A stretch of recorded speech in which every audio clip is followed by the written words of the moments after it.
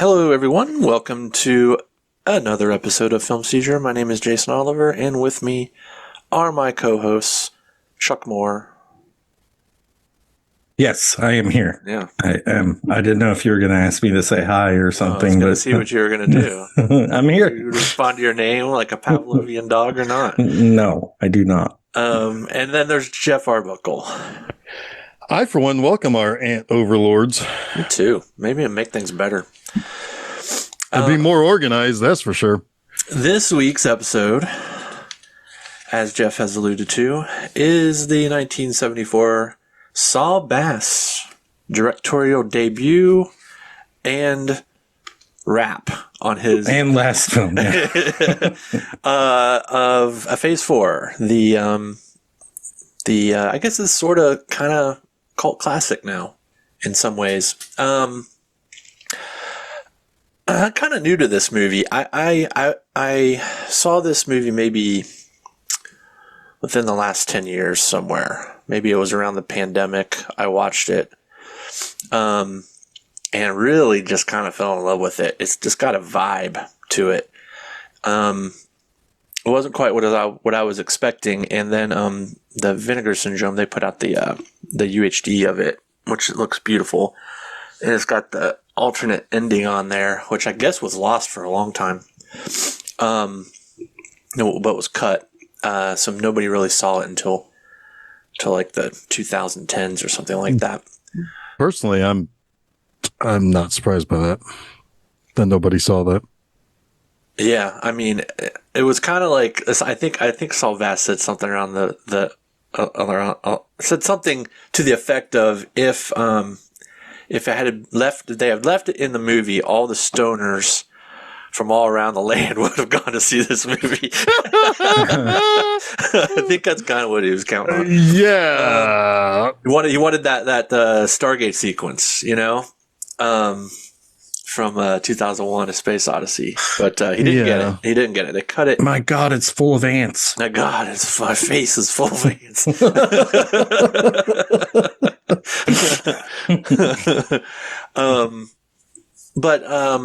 Yeah, I mean, this movie has other problems though, but I really like it. I don't know. It's just this weird, eerie, slow burn movie that makes really effective use of like emerging video photography and the with the insect magnified insect. Well, yeah, it's like a technical marvel for the time, I think, right? Yeah, I mean, I think so.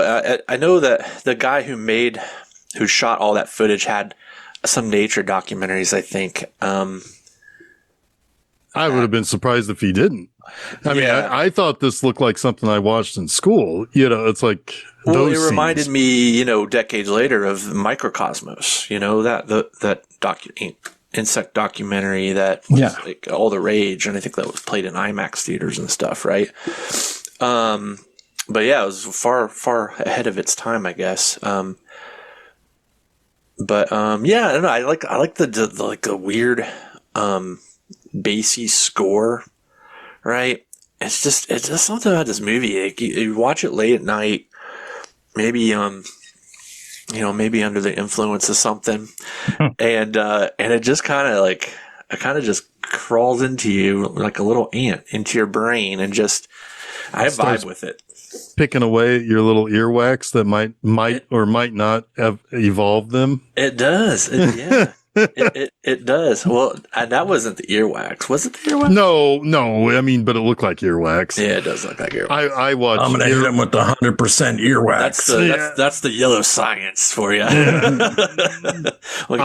watch I watch the earwax removal videos, so it's like it's like I've seen this before, except for without ants. But what's so weird about this movie is that it feels like very hard sci-fi, but most of the sci-fi elements are just like nonsensical. Oh yeah, I have a lot of questions because this movie's called Phase 4. So in a way, it's like super approachable, but it's also like it doesn't have a ton of staying power either, because it's just a bunch of levers and knobs and made up shit. Yeah, this movie's called Phase 4, but I don't think we get past Phase 1. It's about phase 1, 2, and 3. The phases are the ants.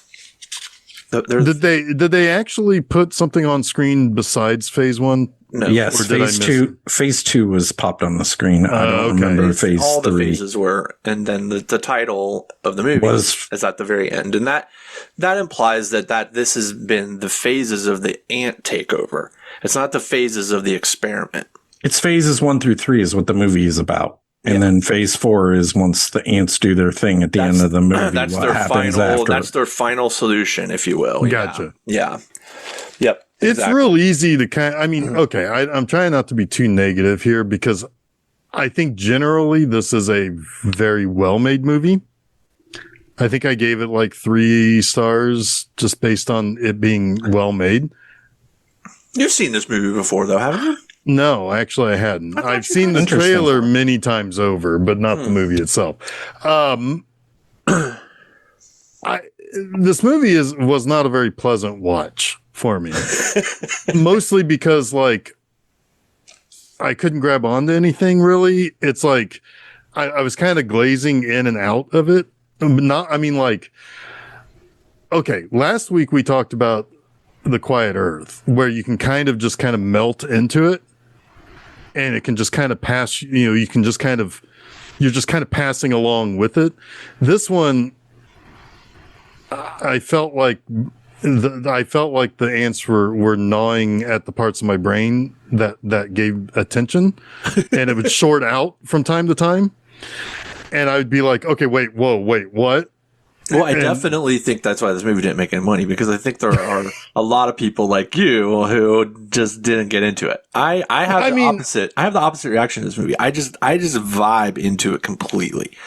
That's fair. I mean, no, and the thing, there's lots to like about this movie, and I have a lot to think about this movie. But yeah, I think I missed when it would say like phase 2 and phase 3 because I'm just kind of like shorted out from time to time. And I was like, the ants only needed phase 1 for you, and you're already. Yeah, I was done. I was done. I was the deflating spider that they ate. Yeah. I do want to repeat the first 2 sentences of the trailer because I've seen the trailer many times thanks to Bizarre TV back in the day. It used to play a lot between movies, but the first 2 sentences of the trailer is really something from a marketing department. All right, here we go. In the next few moments, we will try to give you an impression of a new kind of film experience. If your curiosity is aroused, you are ready for phase 4.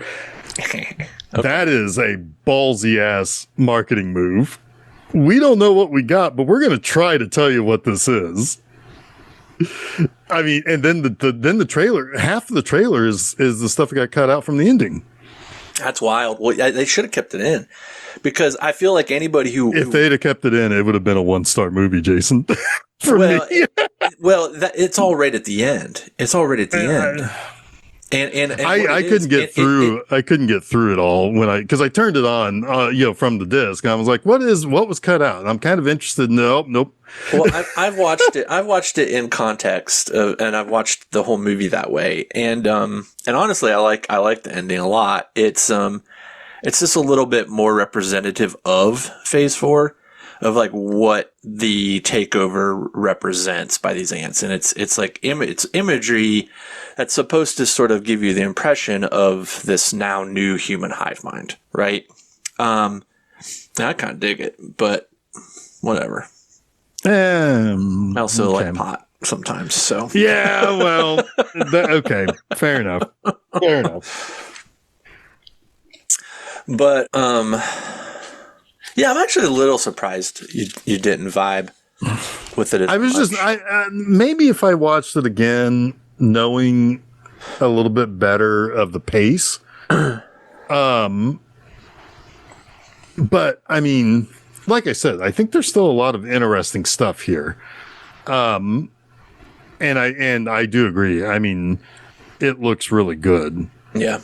And the that opening with like whatever the cosmic event was that happened. Mm-hmm. Oh gosh, that looked good. That looked real good. Chuck, you've seen this before, right? Or is this your first time too? I've seen it. It's been a long time, so it was almost like a first watch for me. I think this was like a late 90s watch the movie with Ian Jones kind of film. Could be, yeah. Because he was into sci-fi and that kind of stuff. I like it. I think it is. I do see like the ability to kind of phase in and out of interest while watching it. Steph gave him like the second half of it, and she's like, "Thank God you didn't make me watch that movie." I'm like, "Why?" She's like, "It's horrible." I'm like, "Well, you don't even know what's bad about it." She's like, "The plot." I'm like, "You don't know the plot." She's like, "I know."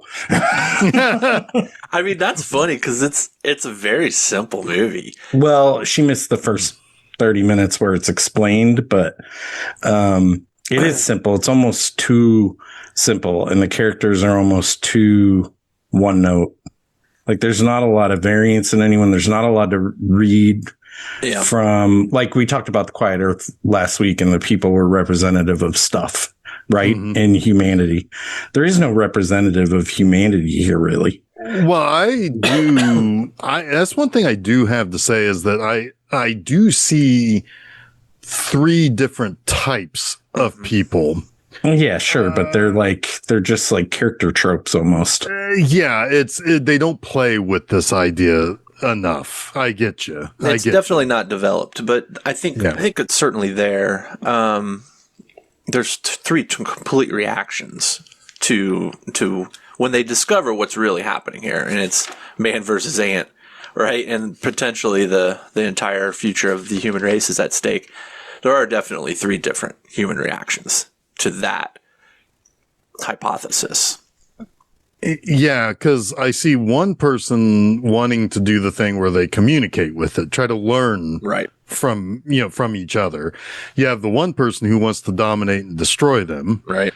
And then you have kind of what I call the fearful population who hates and don't understand that they're losing their place in the food order. It's a bit of like the flight aspect of like the fear, right? I don't understand this. I don't want to. I'm out of here. Yeah. Yeah. Hubs, well, one, her family got killed by them. Well, sure. But I mean, she seemed a little more broken up about the horse, though, if I'm being honest. Dude, that is true. They killed my horse. One of the worst scenes in the movie is when he talks to her about her grandparents dying. But Hubs doesn't really want to destroy them. He just wants to show them that we're the boss. Right, but that pushes him to destroy them if he has to. Yeah. I mean, if it comes to that, that's what his plan is at the end, is to kill the queen. Yes, but but it's not his original intent.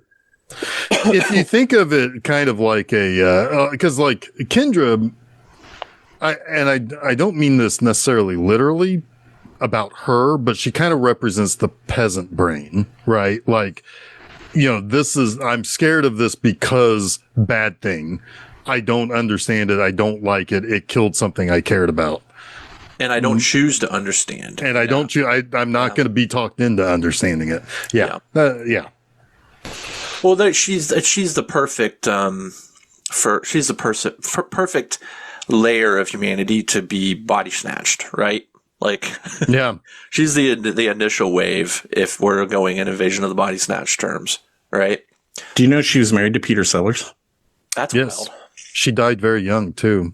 Alcohol. Well, that's what it says everywhere I read it. The mom denies that, and there was no real evidence in the autopsy, but was thought that she might have had a seizure in the middle of the night and died from that. Was asleep, had the seizure, could not wake up from it. She was 40. Yeah. But she was out of acting by the end of the 70s. Yeah, it's just interesting that she was married to Peter Sellers. Yeah. She was in a lot of stuff, like from 71 to 80. Yep. And, being married to Peter Sellers is not an easy. That could not have been easy, especially in that time period, 77 to 80. Oh. Depends on which one of them you married. Yeah. Exactly. Yeah. Right. Could have been the nice one. She definitely Right. got the self-destructive one. Yeah. Oof. When did Peter Sellers die? Much later. No. 1980. Well, in 1980, yeah, he died. Oh, She was the one with she him was when he married to died. him when he died. Yeah. Yeah. Yeah. She was in, I talked a little bit about her when I did did Vampire Circus on Monster Mondays. So She's got one of those really pretty faces. she reminds me a lot of Olivia Hussey. I was going to say exactly that. Olivia Hussey. Yep. 100% Olivia Hussey. Especially like really young, like Romeo and Juliet era. Yeah. Yeah. Yeah, because she was Lynn Frederick always looked very young. Because she's obviously playing younger than her age in this movie. I mean, like, which also was when they were kind of trying to, like, why did Paramount maybe cut some of the like want to take the ending out? I wonder if there was a little bit of is she old? there's still a little bit of at the end. Yeah, but I mean, but like there is like straight up nudity in that montage where it's like, Yeah. because she kind of comes off as being like only like 15 or something. Well, he 14. calls her a kid. She's supposed Yeah. to be younger. I think even if I want to say I read this somewhere, that Saul Bass wasn't happy with her ample bosom because he wanted her to be younger. To be young, yeah. Yeah. Yeah. Get your ample bosom off my set. I think it was one of those situations where they were trying to like tape them down, to make it so that she didn't appear much older than she was supposed to, but so it ends up becoming like ambiguous and weird. Well, yeah, because because that all of that is now calling attention to the fact that she's like 24 years old or something. Yeah, I mean she's she's clearly old enough to be sexually desirable, So exactly. It's like, yeah. yeah. So it's very odd. She's definitely like one of the problems with this movie, I think, in a lot of ways. Also, her British accent comes in and out too. That always just cracks me up when I. Oh yeah, but like when she talked about them killing her horse, it's like, oh, she's British. It's like, no, wait, no, she's not. She's from like friggin' Arizona or something. Yeah. Yeah. Oh man, I've realized recently that Michael Fassbender and Christian Bale do the exact same American accent. It is almost identical. It's so fucking weird. Yeah. I don't know why, but they for whatever reason, like they went to the same, like learned to speak American school. They could have. They could have gone to the same. I think they could have, yeah. Which is a weird thing because like I'm not like 20, not even 20, I guess more like 30, 40 years ago, you didn't have a lot of British actors in American films as Americans because they just didn't do the accent. And that really changed over time to where now, I mean, a lot of times you have to look them up just to see if they even are American or not. Oh yeah, it's like it's like or New Zealand or Australian. Yeah, it's like once upon a time, Americans were played by Americans and Canadians, and then it's like that was something I actually came up in that that Aliens documentary, that like 6 hour or however long that documentary is. At that time, when they were casting for that movie, it was difficult to find British actors because it was shot at Pinewood, just like the first one, that could speak with a English accent, and that's kind of like why they got some of the people. They got people who were expats, who were American actors living in the UK, but then they were able to find a few people who were English actors who could speak with a American accent, but it just wasn't. It wasn't something that was really on people's resumes back then. Yeah. I wonder why it mattered to that movie that what money and budget and the fact that no in the film itself. Like, why did it matter if they had accents or not? It doesn't really matter. It really wouldn't matter. Yeah. Yeah. I mean, it's kind of funny that they were particular about it. Yeah. Cause in this, it would make sense. Well, I mean, like it totally makes sense that Hubbs, Nigel Davenport, could be a Brit because he's a preeminent biologist, right? Like he's going to be, it doesn't matter where he's from. Yeah. But like Lesko and Kendra should probably be seemingly American characters. Yeah, for sure.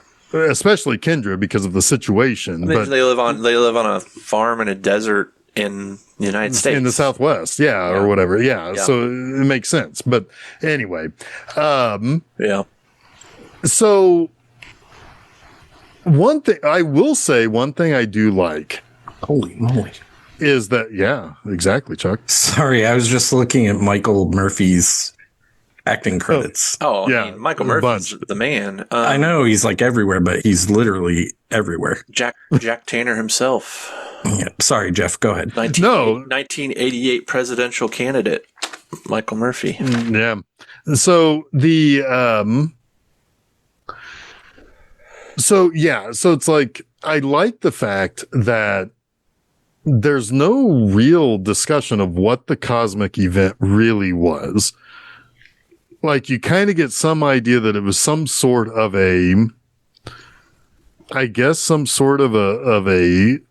eclipse or something. Is that what's trying to be told? Well, there was gravity involved, like shift in gravity or something.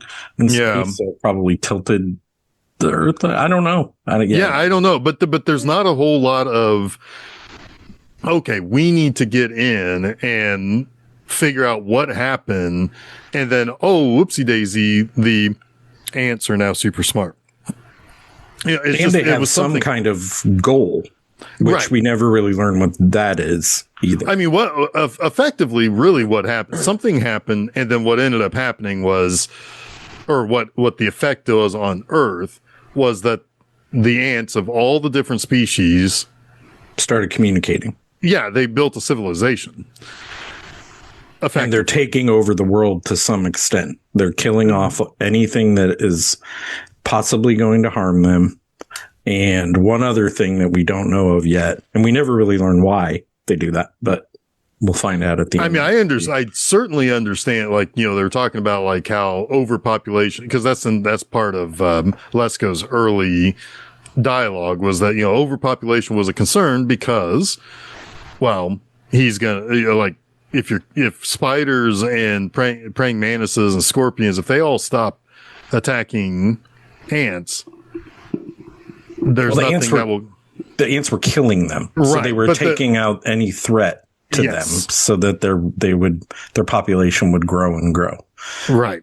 It's kind of like what humans did when they first started organizing and being civilized. So there is a little bit of an element of the ants are people when they first got their shit together. Yeah. No, like when they were able to organize and start taking out their threats and because really, if you think about it, it's like before the event, whatever the event was, the hive is specifically like there's millions of hives that all work toward their own in the individual hives' goals.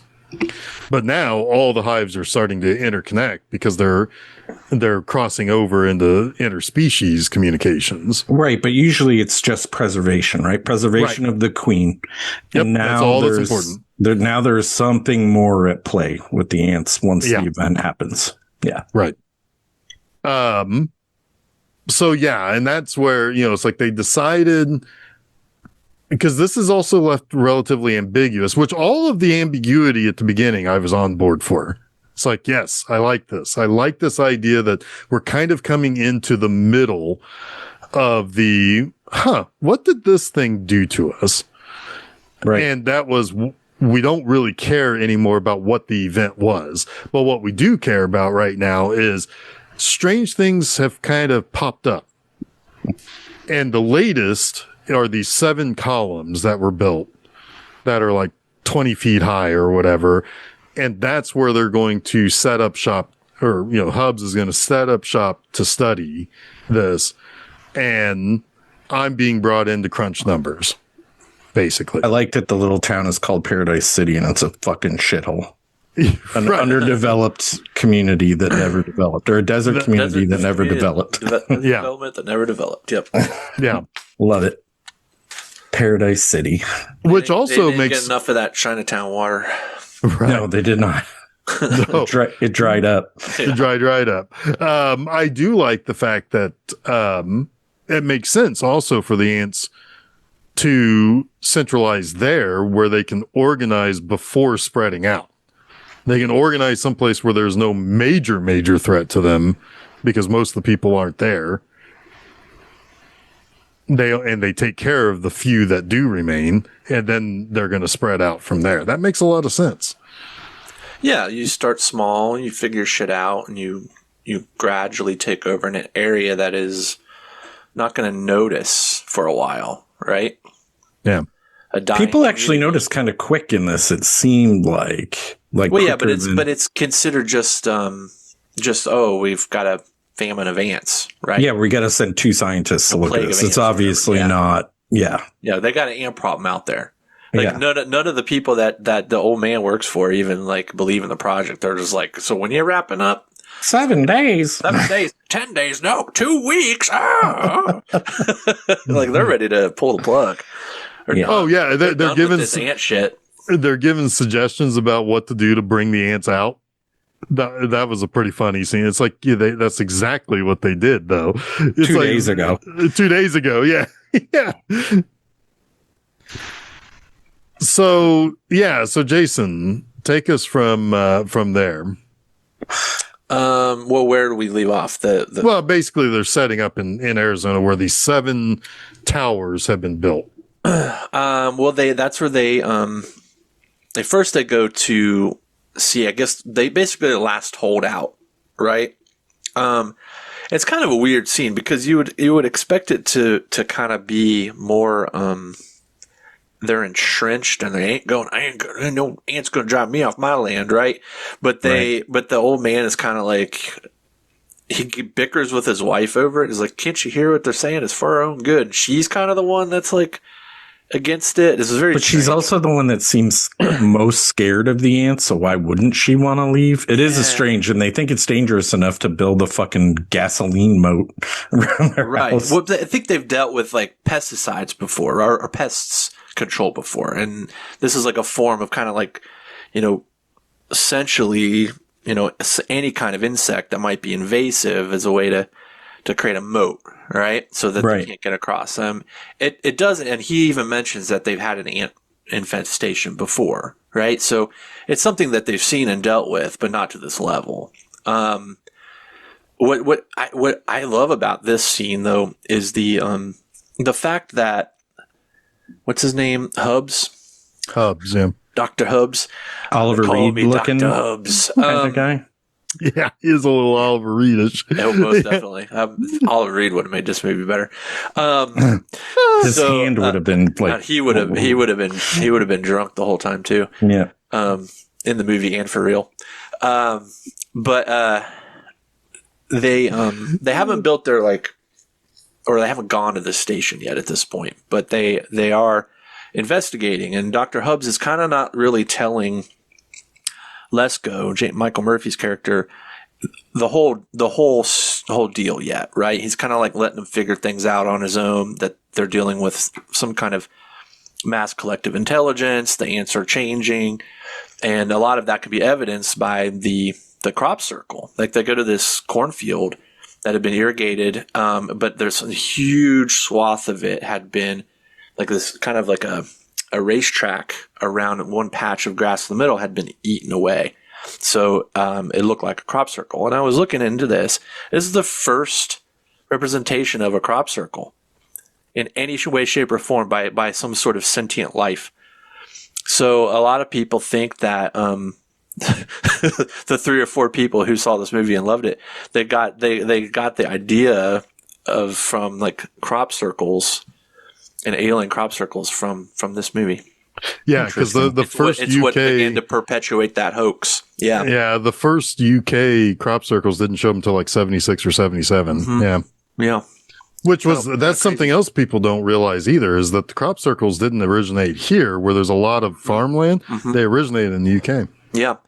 So yeah, kind of weird. Somebody probably saw, I mean, hell, they really carved it out of the farmland. There were probably aerial shots of it at some point. It could have maybe even created its own like mini conspiracy theory, right? Yeah, maybe. I mean, it does make, there's a something that gets sent back to the researchers later. That's a symbol that, now that I think about it, it makes because they're just doing the same thing. They've done it on two different scales. They've drawn the same picture in two different scales. Yeah. But also, this was also when they showed the dead sheep, right? Yes, that as well. And the sheep all have like holes in them where they don't realize it yet, but they've been attacked by the ants. Yeah. Kind of like and basically eaten from the inside out. And then eat from the inside out. Yeah. That's pretty gross. Pretty gruesome. Yeah. Yeah, it's a hell of a way to go. Yeah, that would not be fun. Not at all. Imagine all that inside of you. Just, oh. Yeah, it'd be like having a bad trip while watching Phase 4. Like the ants are on me, right? And you want to itch, but they're actually in you. And then they're coming out of you. Oh, that's a nightmare. Yeah. Chuck's face right now. He's like, I'm going to have nightmares now. Mm-hmm. This is great.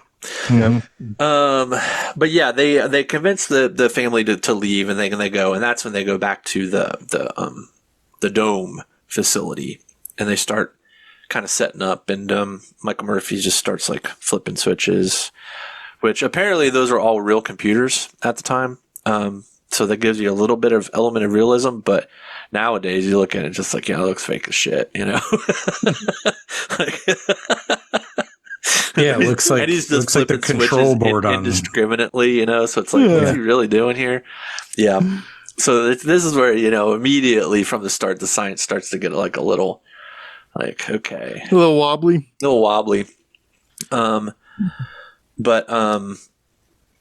They decide, you know, what are we going to do with these towers? Because there's no activity. There's nothing to observe, right? All they have are these towers. Lesko's come up with this system for listening to the ants, and he's even going to be able to kind of break down maybe some basic commands and language once he starts getting data, but they don't have data. So they're gonna get the plug pulled out. They're not getting information. What are they gonna do to stir up the ants, literally? And they go and they decide to shoot little like grenades at them. Well, because they blow up the columns, thinking, well, this means something. So if we blow these up, they'll come out. But also at the same time, I don't know if I was just kind of in one of those foggy moments there, but I was kind of thinking, it's like Hub's shooting at it almost was like, I don't know why I was sitting there thinking it's like, oh, he's, you know, this is kind of like the scene in The Quiet Earth where he's shooting at Jesus. You know, it's like it's almost an atheistic kind of. It's like, I'm not gonna, you know, I don't recognize your miracle. Basically, he doesn't. Yeah, well, I mean, there's an element of that. Yeah, there is an element of that. It's like, okay. Well, I'm glad I wasn't so like completely and totally foggy brained. It feels incredibly antagonistic, right? It feels like firing a rifle at the sky to kill God a little bit. Yeah, a little bit. Or it's just like we're not going to take any actual. The only way we can understand is to destroy. Right. We have to piss you off to, Yeah. Meanwhile, you know, Lesko's actually working out a way that he can communicate with them.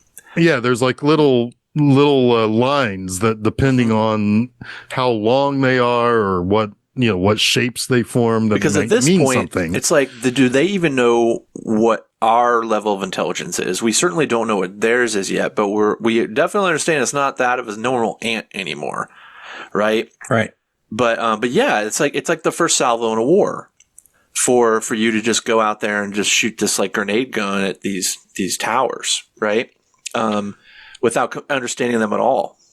I mean, it's 3.5 9/11s that just got committed.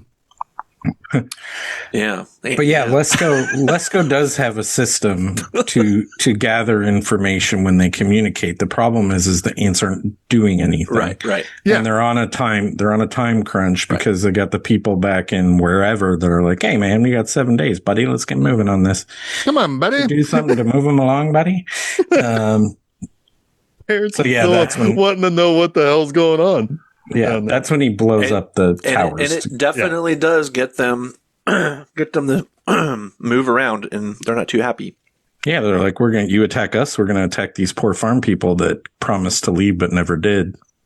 Yeah, they start to spread, and they do attack the farm.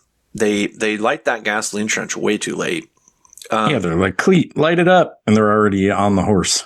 There's a few They issues killed my with, horse. There's a few issues with special effects here, or I should say lack of special effects, because that when that horse is attacked, there should be ants all over that horse that you can see. There should be a swarm of something. I mean, all you can see is it just acting erratically, and them saying it's the ants. It's kind of like, okay. Well, maybe they're inside. But even Susan didn't catch the line, and she was like, "What's wrong with the fucking horse?" It's like, it's being attacked by ants. She's like, "Oh, okay." Well, ants are itty bitty, and horses are way yay big. Yeah, I just would have liked something a little more dramatic, I think, there.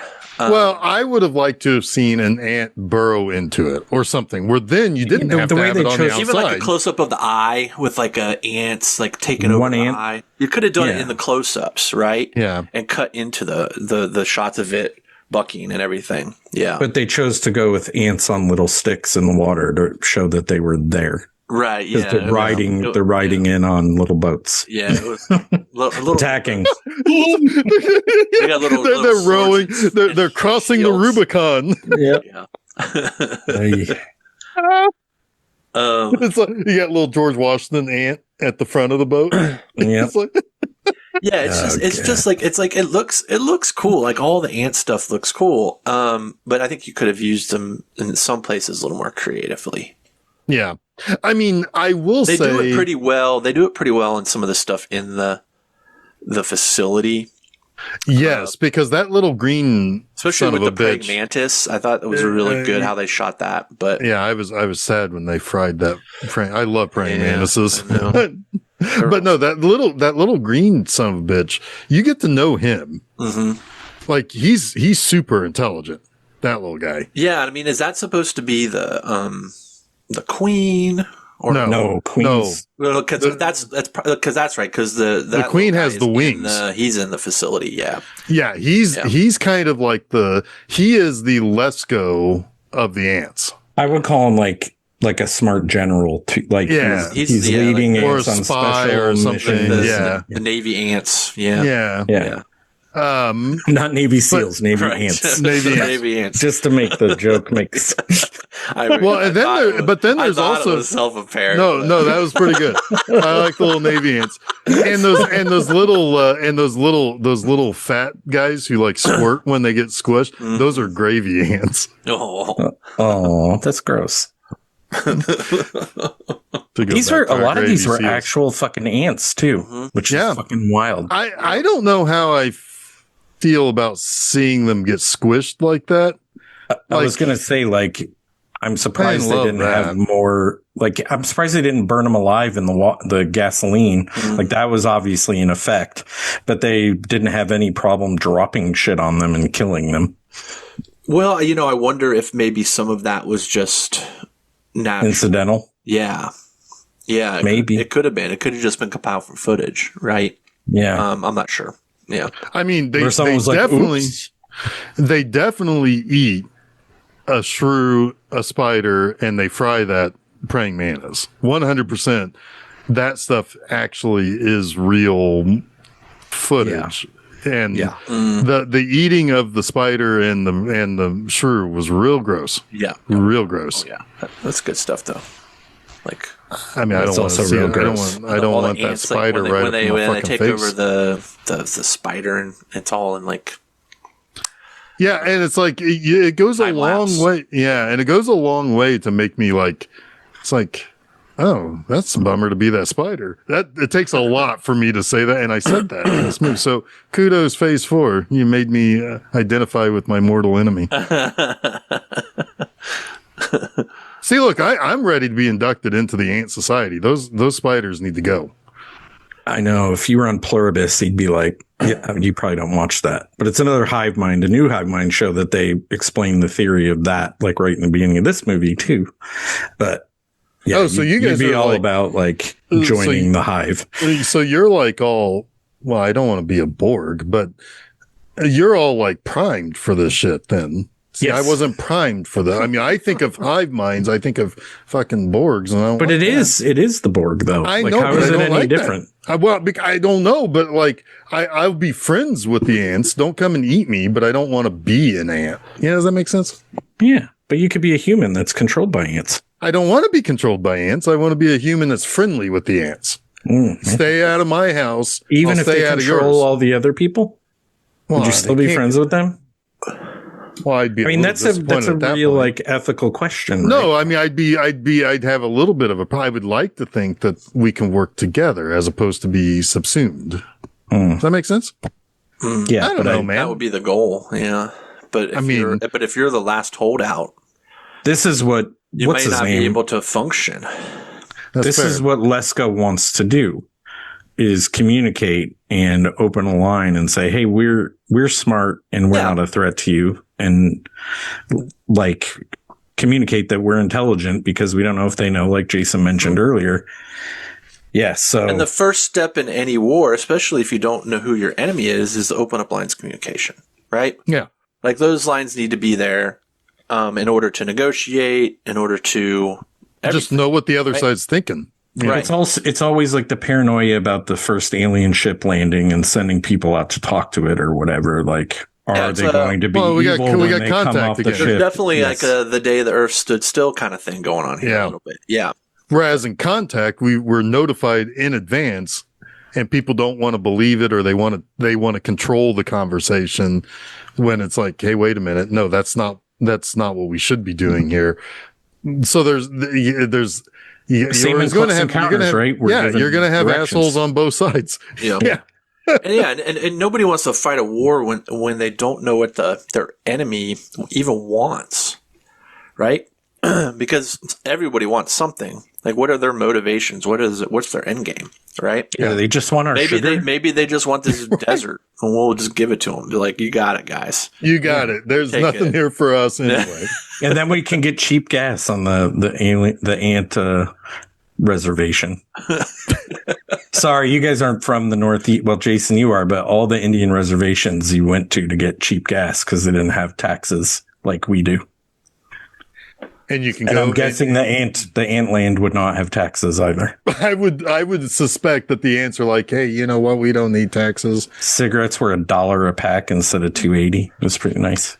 Damn. So Yeah. But now, what's going to be the casino setup on the ant land? I imagine just like it is now on reservation land. I mean, I assume. Is there going to be like little ants like dealing cards at the I don't know. blackjack I table? don't think there'll be a lot of table dealers. No. They're just No. really small. No, it'll be like Lesko and Kendra will be dealing the cards. That's Yeah. what they're. That's Yeah. what their whole. That's what their whole thing is to set up. We need is set up dealers. a casino. Yeah. It's the bar. It's the bar and Gremlins. They're all forcing like Phoebe Yes. Cates to serve Yes. them. Yeah. Totally. All right. We just want to open a fucking casino on this land, buddy. Sorry, Jason. Go ahead. I want to get this out. So the documentary, I'm putting air quotes in, that was based on the cinematography of Ken Middleham. He was involved in a film called The Hellstrom Chronicle, and it actually won an Academy Award for Best Documentary Feature in 1972. And it's what kind of pioneered this close Micro up, filming. micro insect camera filming. Yeah. And what's interesting about it is it's not really a documentary. It's fictional. It combined elements of documentary horror and apocalyptic prophecy to present a satirical depiction of the struggle for survival between humans and insects. So it's kind of this movie, but in like a faux documentary format. It says fictional scientist Dr. Niles Hellstrom guides viewers through the film. He claims, on the basis of scientific-sounding theories, that insects will ultimately win the fight for survival on Earth because of their adaptability and ability to reproduce rapidly, and that the human race will lose the fight largely because of excessive individualism. The film combines short clips from horror and sci-fi movies with extraordinary camera sequences of butterflies, locusts, wasps, termites, ants, mayflies, and other insects rarely seen before on film. And it won Best Documentary Feature, which is wild. That is kind of wild. And I kind of absolutely have to see it. And it's kind of sad that Vinegar Syndrome didn't get the rights to it and put it on. Yeah, that would have been a good set, because that would have been a hell of a good addition. And then Frank Herbert wrote Hellstrom's Hive. Yeah, I was just looking at that, which is like basically a sequel to this. Yeah, absolutely it is. Or as a sequel to that documentary. That documentary, 1973 science fiction novel. Yeah. Also, it is right there. It's a David Walper's quasi-documentary film. The Hellstrom Chronicle, released in 1970, was the inspiration for Herbert's novel.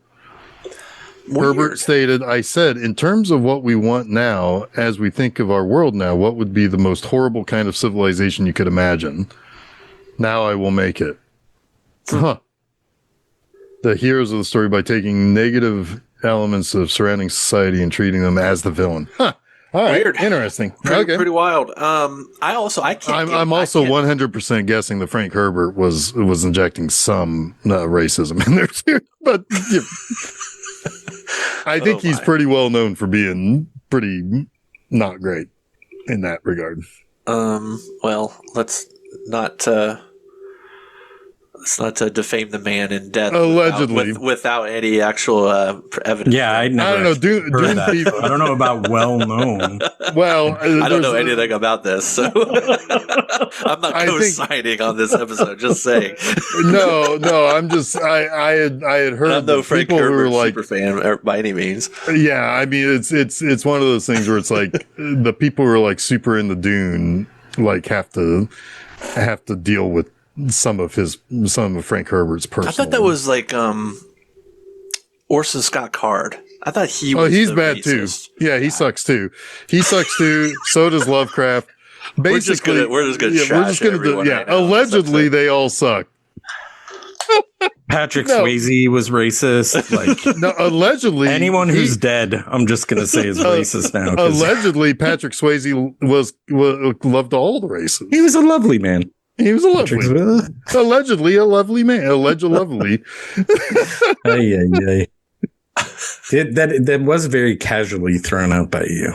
That's kind of funny. I don't know. All I knew is when the Dune movies were coming out, people were like, we have to deal with some elements of Frank Herbert that is but not as bad as, like, say, a J.K. Rowling's. Look, I can pick on live people too. J.K. Rowling 100% sucks. and I'm no super fan of Harry Potter, so I can say, oh my gosh, unequivocally, she sucks. There you go. Well, no, I was a big fan of Harry Potter, and she fucking sucks. Yeah, I have no qualms over saying I was never that big of a fan of Harry Potter. She sucks. Well, anyway, back to our regularly scheduled phase 4. Apparently, you can get the Hellstrom Chronicle. All of Films put it out. I wonder if it's still in print. All of Films. There's plenty of ways you can get one of. Yeah, I'll do a little. I'm sure it's out there. If it's been given a proper release, there are ways to get it, and in good quality at that. But I think one of the reasons I kind of like this movie is it's sort of kind of like a micro scale Alien movie, and when I say Alien, I mean like Ridley Scott's Alien, right? It's kind of how I imagine if they ever do a proper like Alien Earth movie, that it would kind of start, but this is obviously a much smaller micro scale. But imagine it like the comics around the time when they were doing sequels to Aliens, were exploring some of this like hive stuff with the alien xenomorph. So I always kind of like feel like this is also sort of a sneaky, in my head canon, it's like a sneaky sort of thematic xenomorph movie. I mean, I don't even think that's sneaky necessarily. It feels like ants could have been chosen, one, because of the size of the colony it can get, but two, they're like aliens. And the event, they look like aliens, right? And the event that changed them is alien in some respect, right? Oh, like, for sure. I'm just thinking in my mind, like the xenomorphs definitely kind of became based on that ant hive behavior, right? Yeah, yes. Yeah. So this, coming well before that may inform it. Yeah, yeah, may have informed it, or at least for me, I get a lot of the same kind of like spooky vibes from it. I get that 100%. Yeah. That's what I was saying by not sneaky. It feels almost natural that there's a right. It wasn't arguing your point. Yeah. Gotcha. Yeah. Yes. Agreed. Well, I think it's, in a way, you could also say on the macro alien terminology too, right? Like, yes, there is an invasion going on here. I do. I think that's what I meant is it's in a macro sense, it's similar, but when I said micro, I just meant on like a smaller scale. But but not in the sense of like the nuance. There's allusion to alien invasion here all over the place. Yeah. Oh yeah, because you've got things that stuff. Body snatcher stuff. You got in a certain way. You've got you've got like you were saying with the xenomorph, like the exoskeleton type of thing. Will immediately ants look like aliens. Yeah, they do. And the close up of their eyes, that stuff. Yeah, I think. But like the close up of their eye too is also very alien. It's not the segmented eyes are not something we're used to seeing. And ever. I don't know my entomology very well, but do the ants all have like those different shapes? No, like geometric shapes on their heads. I didn't think so. They added that, right? Somehow. Yes, I think some have. That always creeps me out. Yeah, I don't think aliens have any ants have any geometric shapes on their head. I don't know how they did that. But aliens all over the place. I'm sure there's some ants in here that are just little models. Yeah, it could be. The kind of claymation. There's some shots that look kind of claymation. Not claymation necessarily, but when the one ant is hiding and Hubs is going to like moving all the shit around to try to get it, that has like a weird shot, kind of like frame for frame kind of look to it. It's the best trained ant I've ever seen. That's what I'm saying. It has to be like some kind of model or something. I would think so. Yeah. It would have to be because they're very clearly like geometric design. Yeah. And also on their heads. Yeah. There were times also where like when they were going and getting, cause like at one point, Hubs douses the whole land with that yellow goopy, like mega, like poisonous shit. Yeah. The yellow science. Yeah. The yellow science. Right. It's Agent Yellow. And when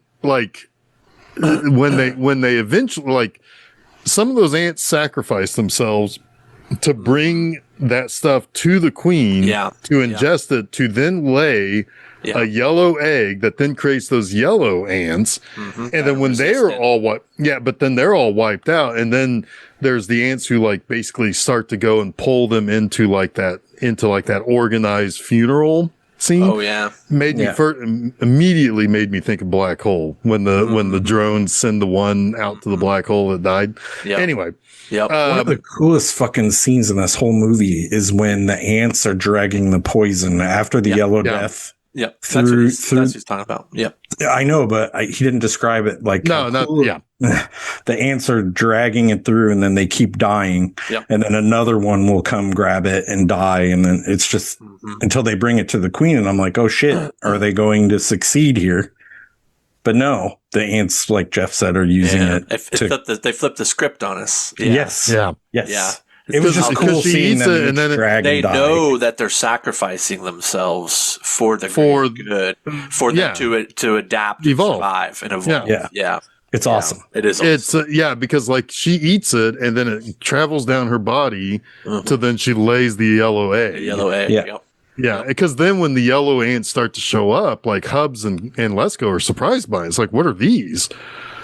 And they start to realize, they're evolving faster. Because also I don't know if you guys thought about this too, but like things when you scale things down, time moves faster or things move faster.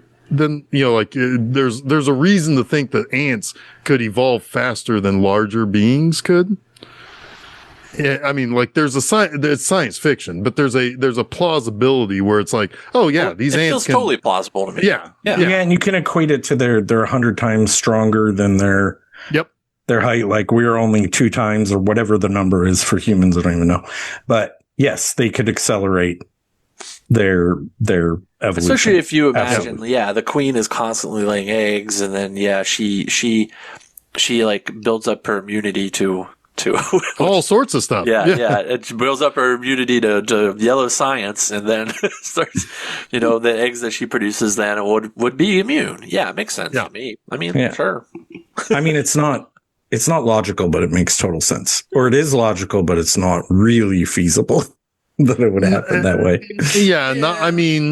But it's plausible because in like the movie, you always it's think totally about plausible. Yeah, because like if you ever see like a spider or an ant or a small bug or something crawling across the floor, it's moving really fast compared to how we would see somebody else running. Yeah, like when we scale things like that. I mean, I'm just thinking about like that about that. What would that be called? Like relativity, I guess. Looks like dog years. Yeah, in a way, like one week is 2 years in human life or whatever. If you're talking about bugs, yeah. Oh yeah, because there are plenty of bugs that die in a day. Their entire life cycle is effectively 24 hours. So one day of bug life would be 80 years of human in a sense, right? Yeah. Yes. Yeah. Yeah. Yeah, now we got Matt Damon on the moon getting old and shit, and and Matthew McConaughey just trying to get back to his family. And God, that movie's good. I'll tell you what. All right, so yes, this is the perfect time to pick up because they've used the yellow science. This is when Grandma and Grandpa and granddaughter have tried to escape with Cletus. And what happens to Cletus, but Cletus, I think. Well, Cletus huffs the yellow stuff because he just ends up under the tarp. Oh, that's right. I think he's the first dead body they find, maybe. But anyway, he's the third dead body because they find his hand or this foot under the tarp. They've already found Grandma and Grandpa. The bugs are crawling out of it. Yeah. Grandma and Grandpa are dead. They're covered in the yellow stuff because they tried to escape, but they came to the facility. And when they came to the facility, that was when they were spraying the yellow science everywhere. And the ants fucked up their car, their truck. And that wasn't their truck. Well, it did fuck up their truck. That was one thing. It was weird. He said that the truck was there for the generator, but then they had a backup generator. But then it's revealed later that the truck was just there to like antagonize the ants. I think the generator was on the truck and they brought it in. But yes, so the fucking family crashes into a tower. Yeah. But the vehicle that blows up is not theirs. No. Right. Yeah. Right. Because the ants are just like pestering. They make the old woman crazy and she beats up the grandpa until he crashes, basically. Well, they are on them. They're in the truck. And they do get attacked by them, and the grandpa gets attacked by the ants. Yes, and the woman was more of like a swarm of them, Like you. It was just one on his head, but she's the reason they crashed, not the ants. It's a little bit both, but yeah. Kingdom of the Spiders do so much better with the swarming of the whatnots. Yeah, I mean, whatnots. When you need a lot of spiders on somebody, they just toss them right in there. Yeah, yeah. You want William Shatner covered in spiders? You got it, buddy. Yeah. I mean, well, that I guess that's a good point. That this was sort of also based on H.G. Wells's Empire of the Ants. Like the idea came from that. Yeah, because a few years then later, Empire a of the much Ants was worse made into a movie comes out. yeah, Yes. Yeah. It's a much worse movie than this. It's pretty bad. I like the movie just Ants.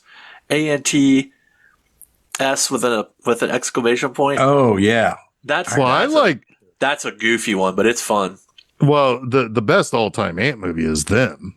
Yeah. That movie fucking rocks. Talk about aliens. That movie is Aliens is a remake of Them. Yeah. Them is the gold standard. You're absolutely right.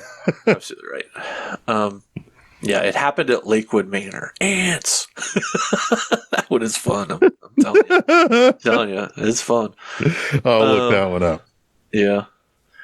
Got some Brian Dennehy in there. No, not fucking Brian Dennehy. What? Sorry, I'm going down a South Park rabbit hole.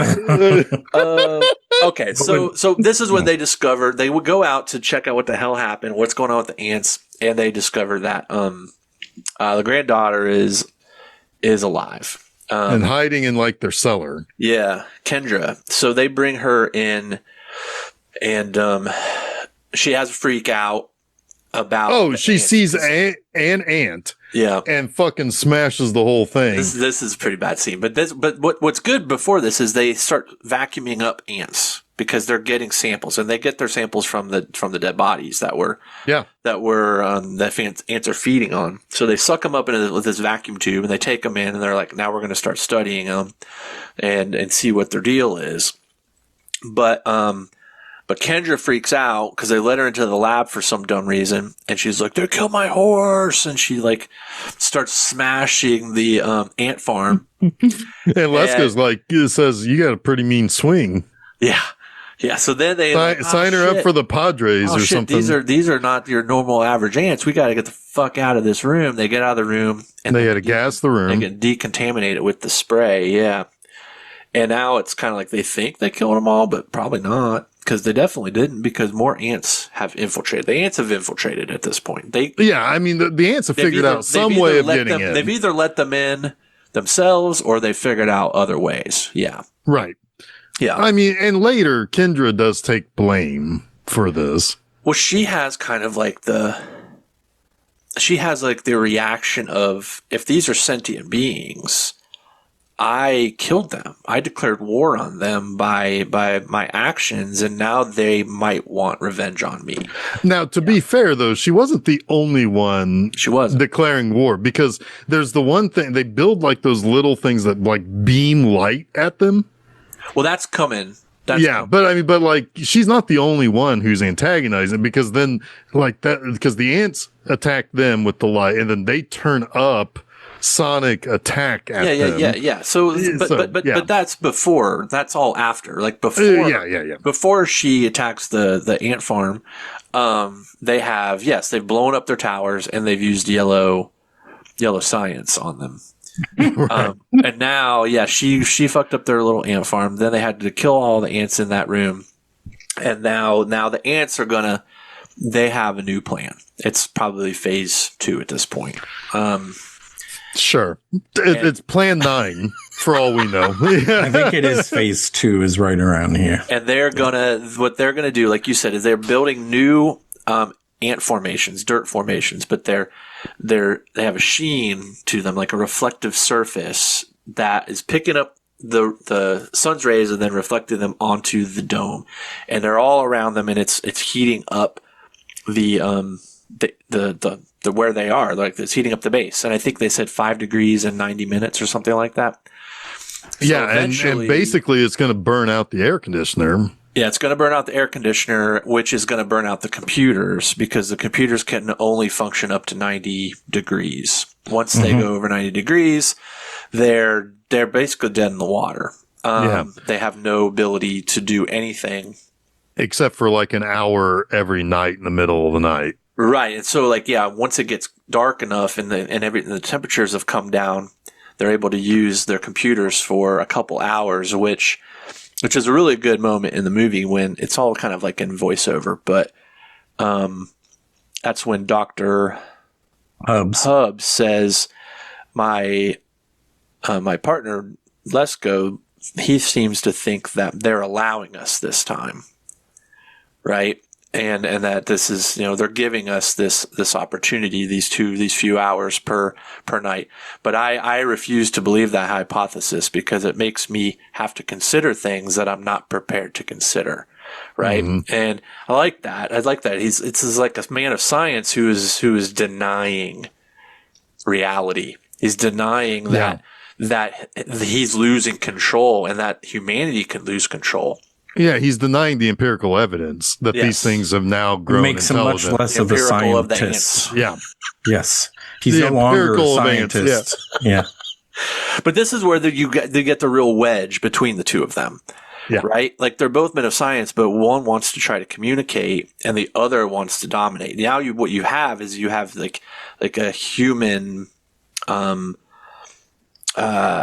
division of ethics, of just humanity, right? Like, and this is what we kind of talked about when we started the movie, when we started the episode. You've got Kendra, who's kind of like, she's just the fearful potential drone who wants to escape this reality. She understands it's dangerous and wants no part of it. These other two understand the danger but want to combat it in different ways. One wants to fight fire with fire. The other one wants to communicate. That's classic. That's classic warfare, right? That's classic, like politics. I mean, how many politicians? You have your war hawks and you have your peace negotiators, and they're always at odds with one another on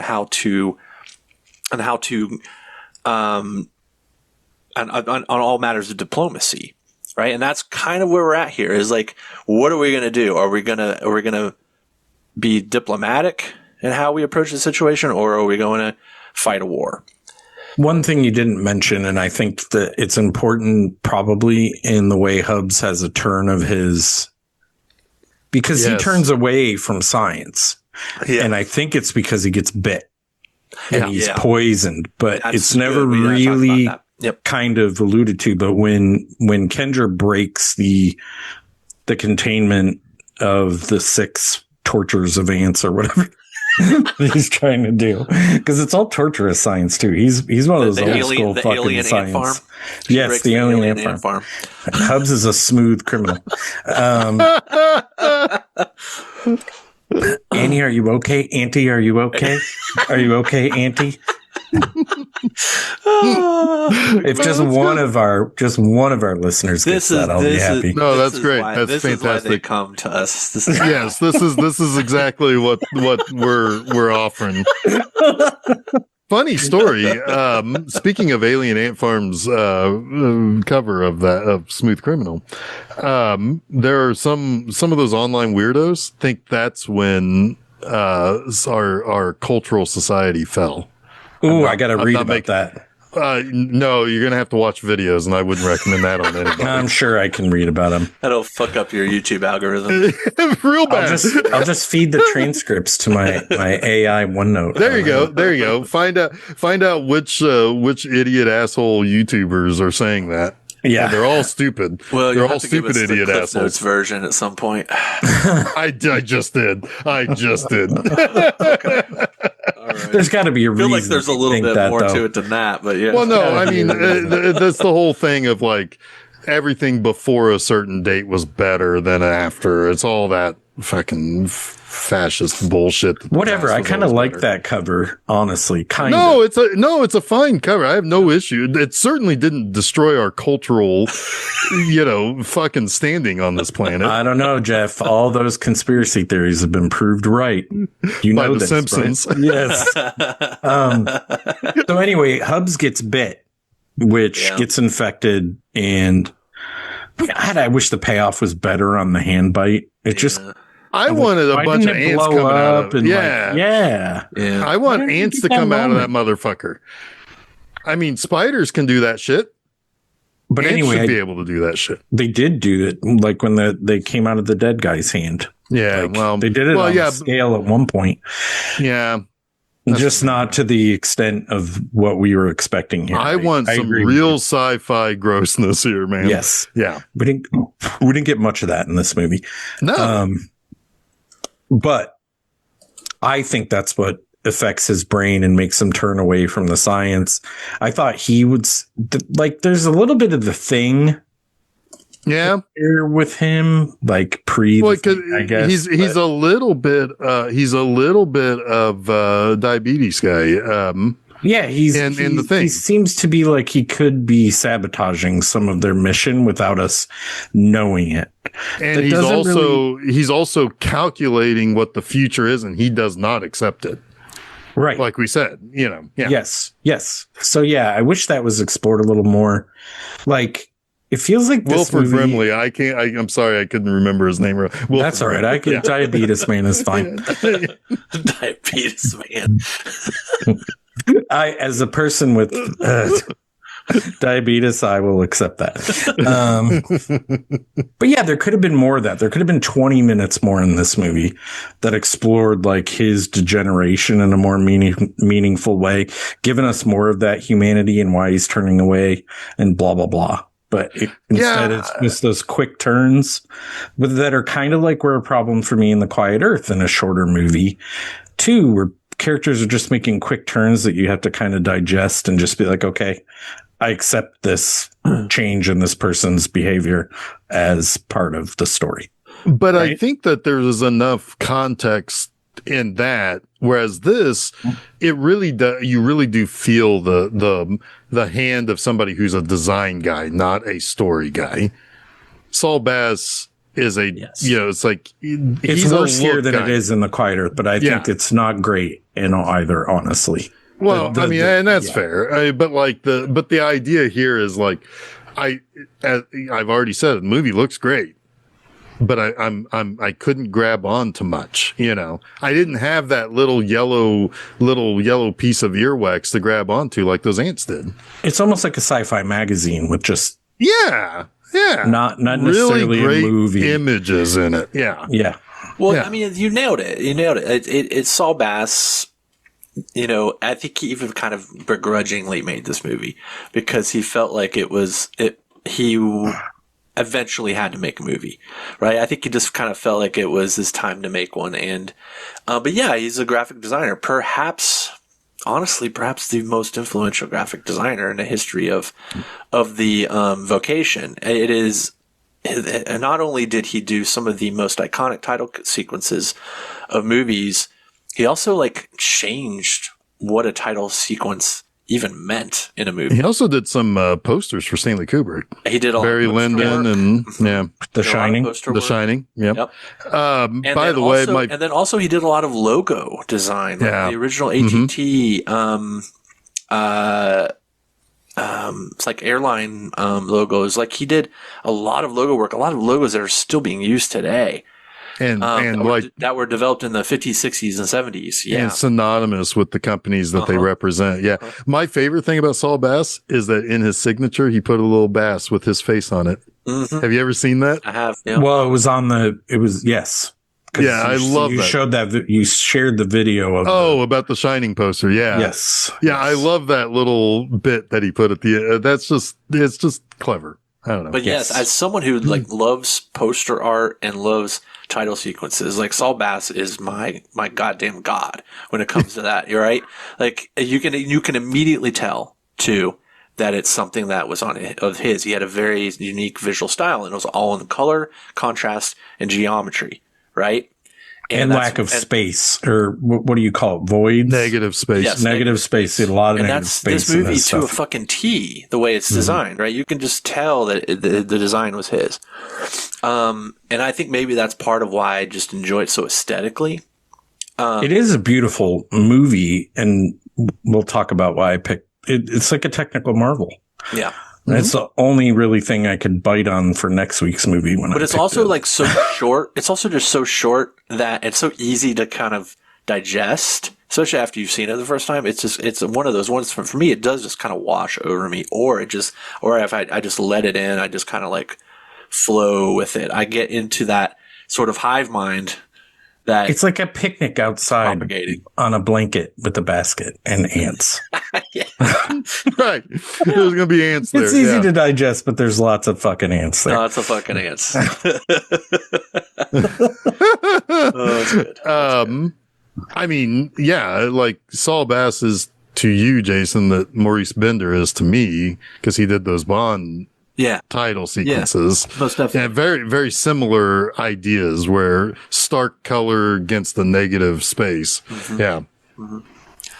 And just the whole idea of like creating a tone and setting up the themes through a title sequence, right? Was just not really something that was done, before the mid 50s. You know what's weird? Yeah. You would think that right now I'd be able to recall the title sequence from this movie, and I can't. Well, for knowing like the stuff that he is known for and remembering like Saul Bass title, I can't conjure this one in my head. I think of it mostly of that star field with those circles that represent the sun, the moon, the earth. That's what I thought. Because the moment that I saw the star field, it's like, oh, here we go. Mm-hmm. And then it's like, oh, no title, but okay. I like what I'm seeing. It's technically the whole thing is a cold open. Yeah. Because you don't get the actual title until the end. Yeah. Yeah. So he can sort of bookends it with two sort of. So you're saying the title is at a minute 128? Yeah. Pretty much. But it's so tiny too, though. Yeah. I know. But it's plain type, though, which is also very visually appealing when it shows it. It's just plain type. Yeah. Interesting. I didn't think. Yeah, I guess that's why I didn't see it, because it never happened. I think too that to me is sort of why one of the tragedies of the original montage sequence at the end not being there, because that to me is kind of like the iconic thing that Saul Bass, the design work, the graphic design that he built into that montage, to have it gone and then have the title Phase 4 at the end without it just feels a little anticlimax. Well, I mean, if I would have never made another movie again if somebody took away because he was probably looking forward to that. Yeah, absolutely. Right. In making this movie, like, that's the sequence I want to make. That's what I want to be known for in film. That's what I want people to carry from this film. And then they are just like, no, we can't. Yeah. But why would you have Saul Bass make a movie if you didn't want that from him? I don't know. I mean, because studios suck.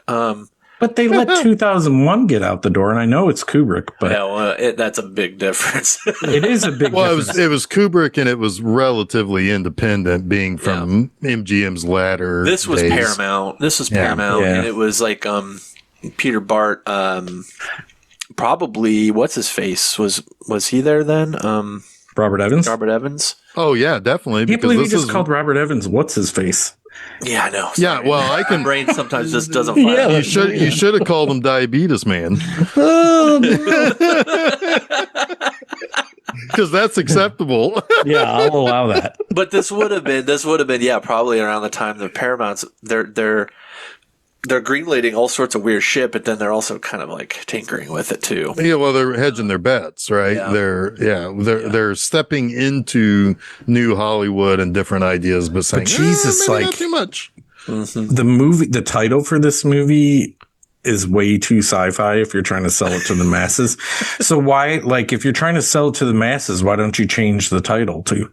Yeah. It doesn't make sense to me. No, I'm just saying, it doesn't make sense that you would just take something out that people have already sat through 130 minutes of the movie. It's not like all of a sudden they're just going to be like, I don't want to watch this anymore. I'm leaving. I don't get, it doesn't make sense to me. Yeah, I don't know. I mean, it's, I mean, I can certainly, just because I could only watch about half of it, understand some justification. Because it's like, you would have already been there and ingested the entire film. Yeah. And would it have changed? Maybe it'll go to a 1-star for you, but you're not the guy that's going to spread the love for this movie anyway. No. And the people who really love this movie probably would have really liked that ending. Well, yeah, they would have just like they did for 2001: A Space Odyssey. That's what. Yeah, it's dumb decision. That had a very similar cult following because of the Stargate sequence. Yeah, right. And I think that's a great movie without the Stargate sequence. Sure. But that definitely this is an okay movie without the Stargate sequence. Yeah, and I don't know, but I want the Stargate sequence. I need to go back my preferred version from now on. Yeah. Well, and I will also say that I understand the Stargate sequence. Yeah. better. Do you? Because But it's, there's no stars in it. this. I mean, this. no, but I mean, I think it's just the one simple image of the eye taking in something that you can't perceive, right? Well, you can't say you didn't understand this one because you only watched half of it. I haven't seen any of it, so I can't say whether I understood. That's unfair, right? Well, it's partially unfair because I took as much as I could take of it. Here's what I think Jeff is getting at, and he hated it. And I think if this is the reason why I understand it, is that in the Stargate sequence in 2001, you're seeing what Dave is seeing, right? Like you're experiencing a phenomenon that through the eyes of the character. In the montage sequence at the end of this, you're just seeing images created for. You're watching the metamorphosis of the other. You're seeing people. it for the audience. You're not seeing what the characters see.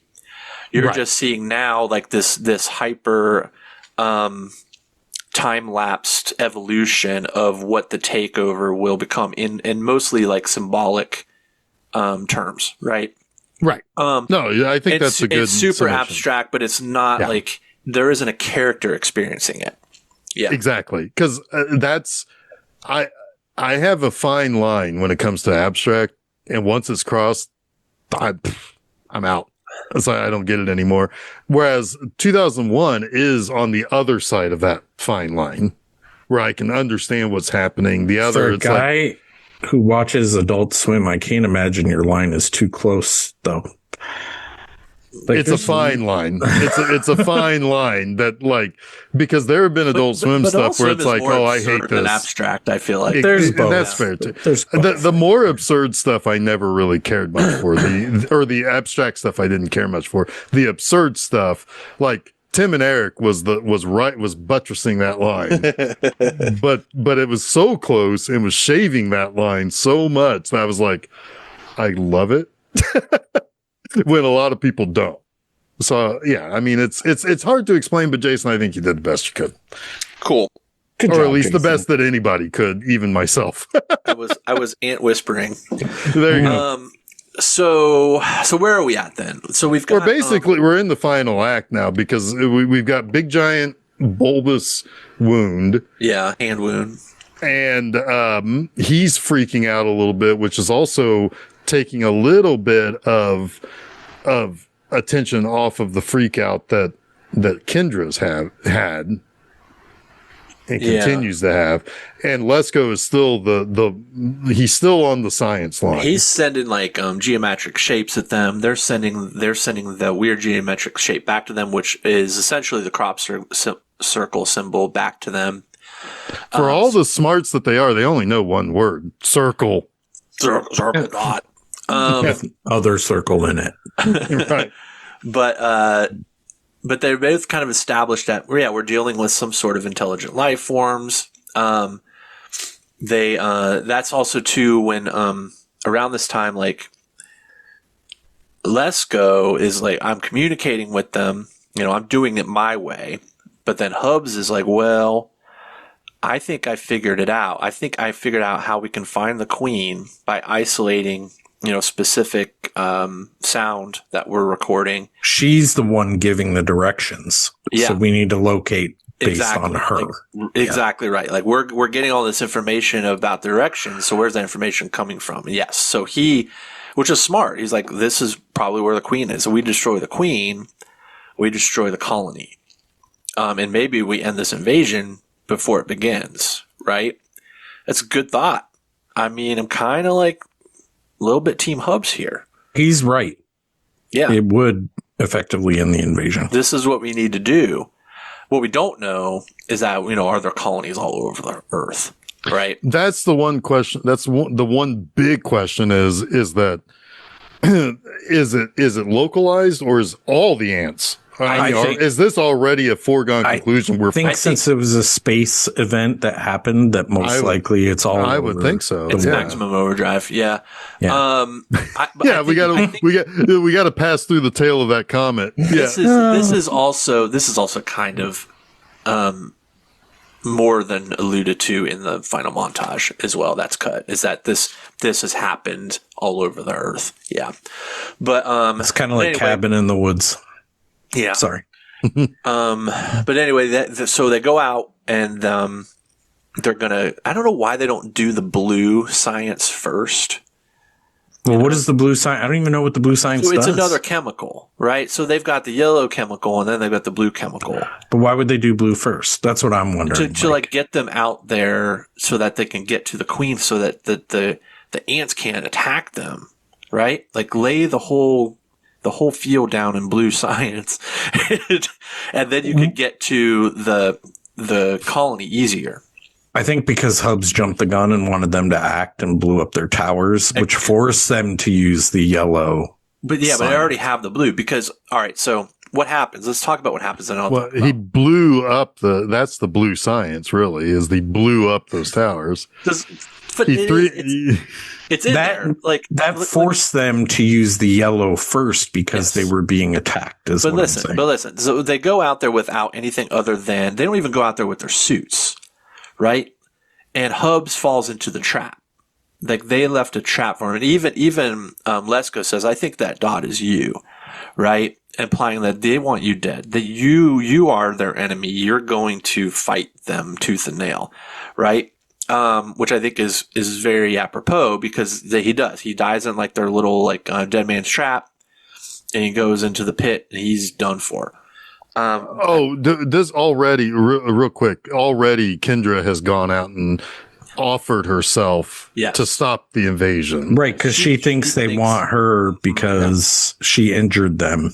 Yes. Yeah, when she beat up the colony thingy. So they're going after her, but they're also going to kill the queen. Now, after Hubs dies, Lesko goes back in, he puts on a suit, and he comes out with the blue science. He's like laying the fucking shit on the ground because he's like, well, I got to get to the queen and maybe I can kill the queen with this as well. Right. So he gets all the way to the center hive, the queen's throne room, whatever you want to call it. And it's like a hollowed out sand dune that he slides down into. And he gets down to the bottom of it and it's just sand in this sort of cavern. And that's when he sees, Kendra, kind of like her hand coming up out of the sand. And he comes to the conclusion at that point that this was meant for the ants to trap them. The ants wanted them to. And I forget what exactly he says to close the movie out. He says something like, I don't remember. Oh, it's in the. We don't know what the plans are, but we know that they have them for us, and we're awaiting. We're waiting our instructions. Yeah, basically, yeah.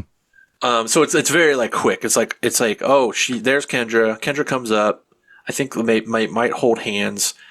We're what the ants wanted, and they have plans for us.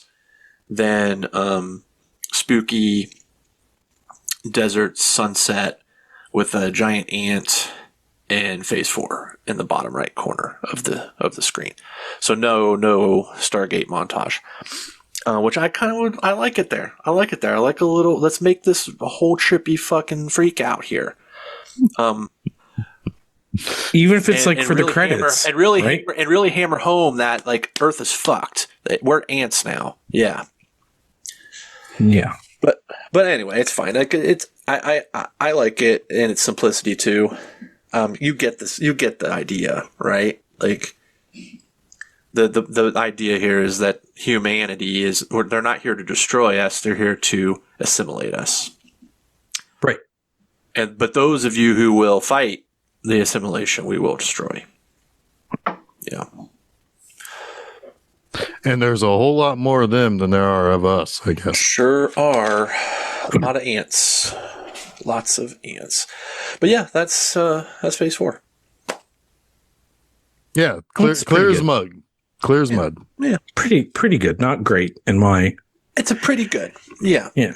It was a movie that I expected nothing from when I just caught it on TV, and I actually quite liked it. more than, those, you kind of like latch onto those movies where it's punching above its weight a little bit. Yeah. And then the whole Saul Bass connection, which I discovered after the fact. Yeah, pretty cool. Again, I have a lot of frustrations while watching the movie, but again, it looks good. I do really like that there are ant characters in this movie. Like, you follow, like I said, that little green bastard, that super smart guy, like, you follow him. You understand what they're doing. You understand what each ant is all about. Even if it's on a rudimentary, it's like, you're just observing. I see, I get it, Yep. But the, it's hurt pretty mightily in my opinion from the frustrations I feel while watching it. Sure. I think it might be one that you kind of just put on and let it go in the background, and you might absorb it a little bit better some other time. Well, I think it is kind of like putting on a Ken Burns documentary or something like that that's just kind of happening. And you tune in and tune out to it. Like, you absorb it, like you said, that way. It feels like a documentary in a lot of ways, I guess, is what I'm trying to say. Yeah. To me, anyway. Maybe I'd like that that Hellstrom thing. Yeah, no, I want to check that out. The poster says the day the Earth was turned into a cemetery, ravenous invaders controlled by a terror out in space commanded to annihilate the world. Sure. Whatever you got to do. That's BS compared to what we watched. Yeah, 100%. I mean, again, the poster with the hand, though, is rad as hell. That's cool. But like, that's just like the trailer. It's like this, the marketing department of Paramount got this across their desk and they're like, how the fuck are we going to market? Yeah. What Sorry the fuck? For stealing your line. Yeah, no, I mean, it is. Yeah. Saul Bass, the guy who signs his name with a bass. They're not even giant ants. What the fuck? Yeah, we can sell giant ant. We got you one of the giant ants. Yeah, I mean, give us big bugs. Right. We can do that all day. But yeah, speculative science fiction. I don't know, man. It's like, can't Star Wars come out and we don't make these types of movies anymore? No, I mean, which is unfair of me to say, because I do love me some 2001 and Logan's Run and Silent Running and all that stuff. But yeah, this is definitely a real sci-fi movie that mileage may vary. Yeah, I mean, this takes the phasers and shit out of sci-fi. Like, it doesn't 100%. Yeah. I mean, not to say that I need that, but at the same time, it ain't Moonraker. Right. It ain't even The Quiet Earth, honestly. But no. I mean, The Quiet Earth is like, this could have been on the level of Quiet, but for whatever reason, it wasn't sitting right with me. So maybe I need to give it one or two more looks. I don't know. You guys want to become ants. I don't. Maybe that's the problem. No, I don't want to assimilate. No, I definitely don't want to assimilate. I would love to not be, assimilate, but man, I mean, it looks like all you're doing. If you can't beat them, join them. I mean, apparently all the ants have lined up for you is like nudity and sex. So I don't know. Maybe it ain't so bad. I don't know. But if you're in a hive mind, do you really enjoy that? No, we're constantly feeling that. Actually, I'm coming around to this idea here. Well, that would take the joy out of it if you're feeling it constantly. Yeah, I don't know. You're experiencing all of your other, I don't know. Yeah, I don't know. Frustrating. Next week. What is next week? Next week we're going to find out. We have another technical marvel. Yes. We're going to find out. Are you saying it or am I saying it? I'm Who serving framed it up. Roger Rabbit? Yes.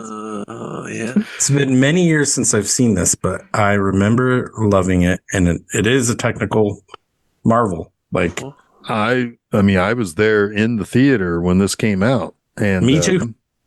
I just recently, because the surprise has been spoiled as far as the end of Monster Mondays next year because I goofed.